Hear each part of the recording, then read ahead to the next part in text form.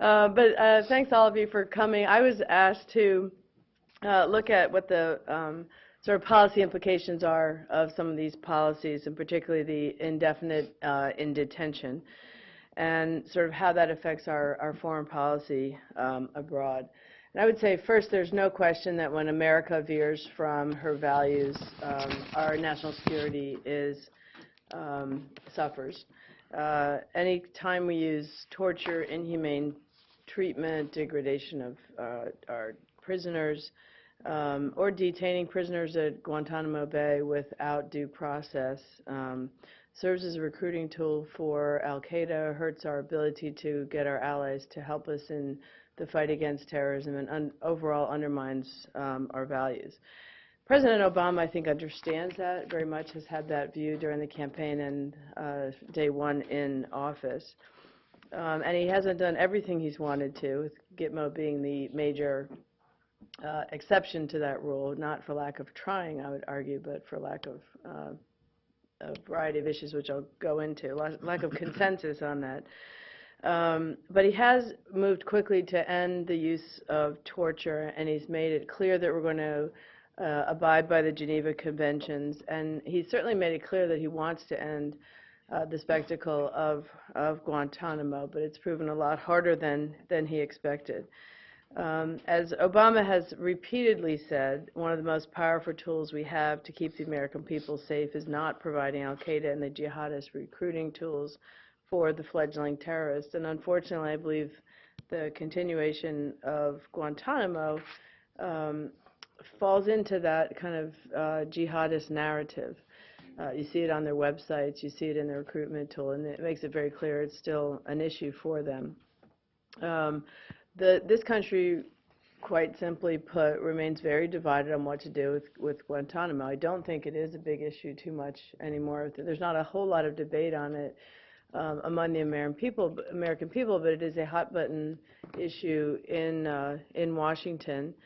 I've actually happened to be reading George Bush's memoirs right now. And in that recently, it's actually a pretty good read for those of you who haven't read it yet. And I took particular notice of how he was going to handle this issue, and knowing I was going to be here today.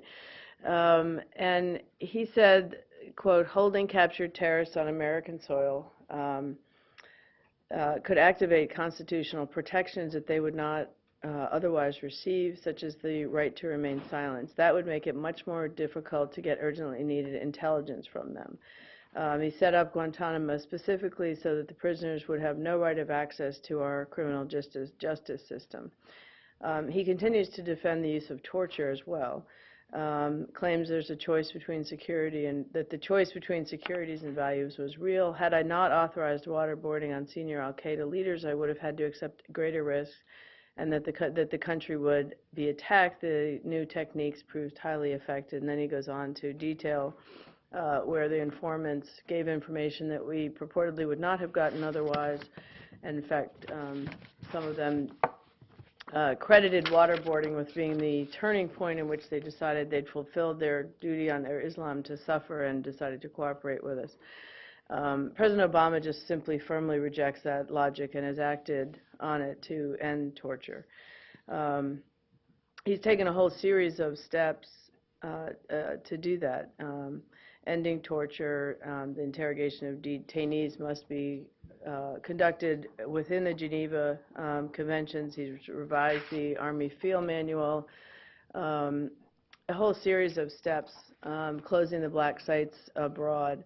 And taking those steps has sent, I think, a strong message around the world that we are going to be back on the respect for human rights.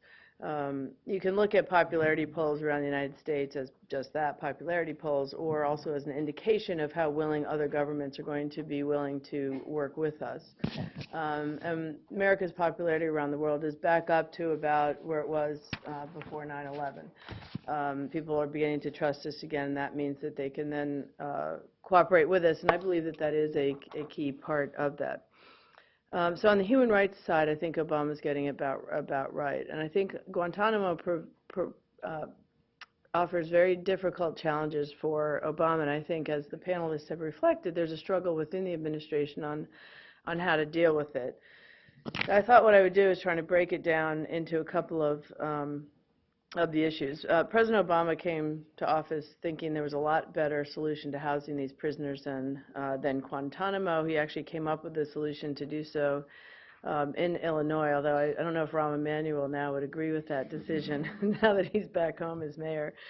But it's clear the administration is contemplating continuing using Guantanamo, as is evidenced by Gates' comment that Osama bin Laden or his deputy would be taken there. I personally don't think we're ever going to face that issue. I cannot imagine a scenario in which we would take Osama bin Laden or his deputy alive. These guys, my guess, will either die out somewhere in a cave or be killed upon capture. But the issue might arise. We'll see. Let me just touch briefly on the 4 problems that I see, and then close and look forward to your questions. The key issues that I see are what do you do with the indefinite detention without charge? Where should we move the prisoners? The civilian versus military trials, and should we use Guantanamo in the future, or should we keep it at 172 and slowly whittle down that number? For me, that's one of the toughest issues. Is what do you do with someone said 47, I thought it was 48, but either the 47 or 48 who have been deemed not triable, largely because of the torture that was conducted on them once they were captured, which means that there's no admissible evidence in a court. But it is simply un-American to hold these individuals without a trial, and you have to have some form of moving that forward if you're going to have America on the right side of human rights. I think the executive order, I don't know what's going to be in it either, but it looks like it's going to permit indefinite detention, but create regular review of that, which I guess will make everybody feel a little bit better. But I think we will probably not be able to solve this issue. I have a feeling that unfortunate as it is, we're going to end up living with the indefinite detention without charge as a legacy of Obama's predecessor. I hope not. I hope we can find a way forward on it. I am not optimistic on that front. I think we're kind of stuck with this problem. That aside, what to do with the rest of Guantanamo? I've been in politics a long time, and I think there's a pendulum that swings back and forth. The pendulum right now in Washington is to keep Guantanamo open. The Pentagon has been prohibited from spending any money to do that. Obama signed that law, said that he was going to try and get it rescinded, but it is now the law of the land, and the Obama administration's hands are tied. However, there's absolutely no reason you couldn't keep them in the Supermax prison in Illinois or someplace else here, and I think that those of you in this room who care about it ought to keep pushing the issue, because eventually the political tide will shift back. The other thing that no one's mentioned today is we are trying to find places to resettle these prisoners in other countries. We've already transferred 57 detainees to 22 different countries, and 33 of which were not in their country of origin. So we have countries stepping up to the plate to help us resolve this problem, and I think that's one way out of it. In other countries, they're likely to face trials there. The second is that we need to make sure that I have 3 minutes. I thought it was only 2. You got 1 minute too. You lost one. I got an extra 3. But I think on the issue of the Bagram air bases and the overseas bases, we need to keep the pressure up on those Orwell. Third, I think we could all make a case, a stronger case in the public and on the Hill, that there is many advantages to civilian trials over military courts.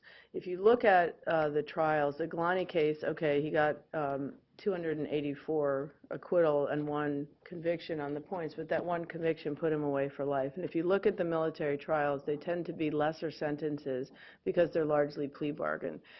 Civilian trials work better, faster, and are tougher than the military courts, and most people don't know that. And I think all of you who follow these issues and are looking at what to focus on should do that.